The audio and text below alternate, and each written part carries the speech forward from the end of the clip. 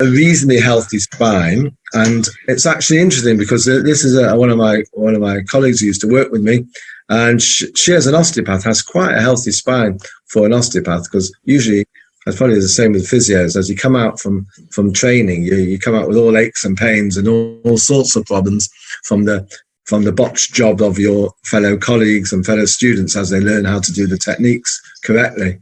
So it usually takes a few years to recover from training as an osteopath. But you can see here a classic case of flatness in the thoracic, real major flatness. You can see on the side, flat, this whole thoracic areas. But it's not just the back we're looking at, and you can see the scapula sort of coming out a bit on that side.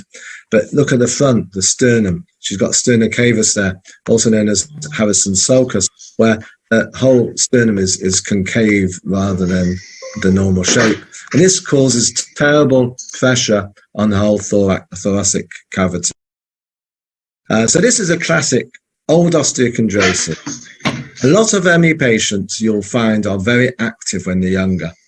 So when you go through a history, as we're going to go through in the later workshop of how to actually diagnose, but when you go through the actual history, you'll see that they were usually very active in childhood, in teenage years, causing a change of the posture and causing this flatness and kyphosis going on. It's composed of a layer or a single layer of endothelial cells linked by tight junctions.